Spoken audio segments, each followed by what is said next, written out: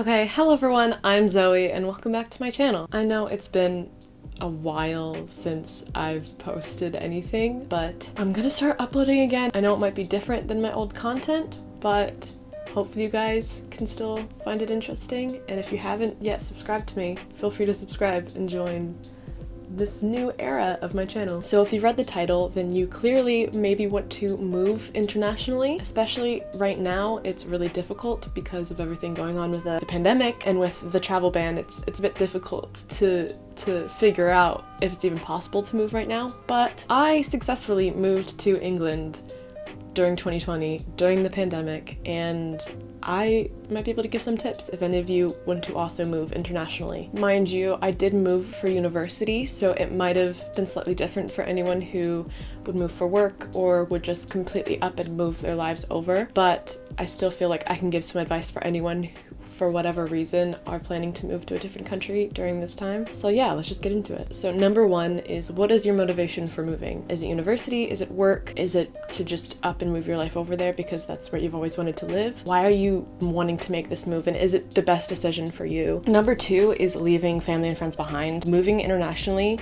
is a big move, and it's sometimes hard to keep in touch with people that are from your hometown rather than from a different country. So maybe consider if that's something you can do, if you can kind of be farther away from your family and your friends, because I know plenty of people that could not even think about moving internationally just because they'd be too far away from their family and friends. Moving internationally also, you gain a lot of independence because you are moving to a completely different country. You don't really know anything, so you do have to grow up a bit, especially if you're younger, but you get a lot of independence because you're completely on your own. If you decide to make that move, just be ready for a bit of culture shock and a bit of not really knowing how to go about your new life. But yeah, just be ready for that. So three, this is the first kind of big thing you need to think about is, and do research about, is the immigration laws and rules for the country that you want to move to. I know each country is different. Each country has varying laws and rules. I know immigration, especially to England, is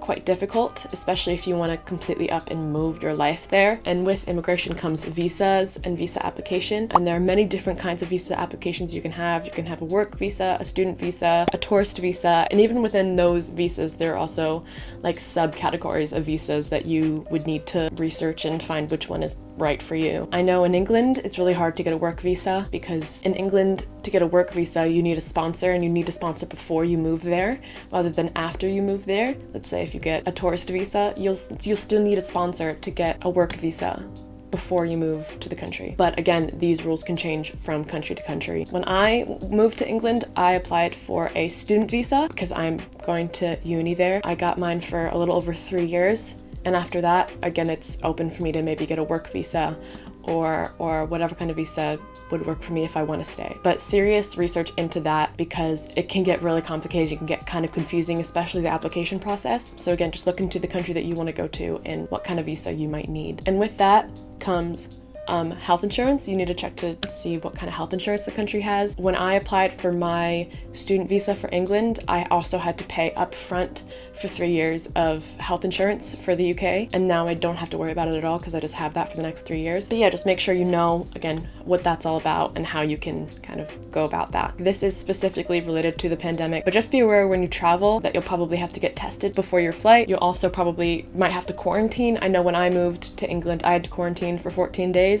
Now I think they've pushed it down to 10. Especially during this pandemic, you have to prepare to maybe spend some money on just quarantining and getting tested because without that, you will not be able to fly. When you move, you have to think about your financial situation. Everyone is different, so is this something that you can do? If you have, $600 in your wallet, that's not enough to up and move your whole life to a different country. You need to be able to make sure that you could go to this country and have enough money to last for a good amount of time while you kind of get your bearings and kind of figure out what you're doing there. And with that comes getting a job, or if you're a student, that's a bit different. But getting a job, you also need certain documents that in the US you wouldn't need. I know you need an insurance number in England, specifically England, to get a job, which is not something that is a thing in America to get a job. So again, research into what you need and how much time it'll take to get all of that when you move there. Again, every country is different. This is just what I'm saying for England, but just wherever country you're going, you should probably research into what kind of documents you need to move and to work. One little thing is getting a driver's license. I know because I'm a student, I don't have a driver's license for England. I have a US driver's license, but not an English one. This sometimes is something to think about for countries that drive on the different side of the road than the country you're moving from. I know a lot of countries in Europe, you don't even really need to take a second test because they usually all drive on the same side of the road.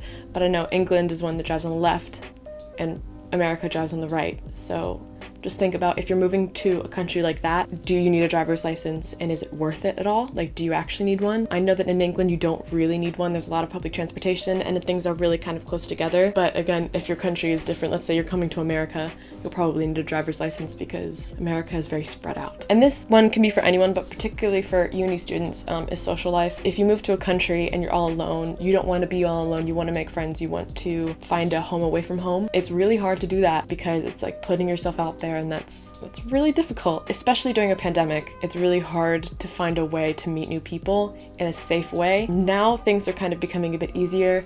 I know restrictions are being lifted, despite if they should be or not, but just again, put yourself out there, whether it be signing up for something or just meeting people in your accommodation or meeting people just in your neighborhood if you're just moving there, if you're not a student, but just finding a way to know people around you and to make friends that way. Because again, you can get a lot of culture shock moving to a new country, and not having people around you to kind of help you out could be difficult. Another difficult thing is the change in currency is really difficult. I know when I moved to England, I was thinking of all, American US dollars, and I would always kind of put that in my head for pounds, which is the currency in England. It's not right to do that. In my head, if something is £6, that means it's $6, but that's not right, and I need to kind of take a minute to convert that. So just be ready for that, because it is quite difficult. I think that's the thing that I still haven't gotten a hang of living in England for a year.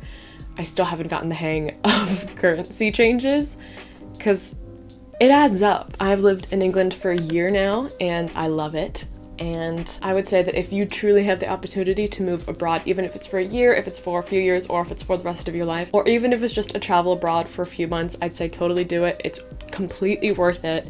It's amazing to be able to see like just a completely different culture and a completely different country or continent even. You learn a lot from it and you have great experiences. So if you have the opportunity to do that, I would say go for it. It's such a great experience. But yeah, that is all the advice I have for you guys today. Let me know if you have any other questions about moving internationally or moving to England specifically, or my time abroad.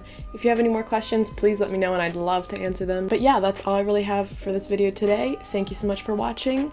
Don't forget to subscribe. And yeah, I'll see you in my next video. Bye.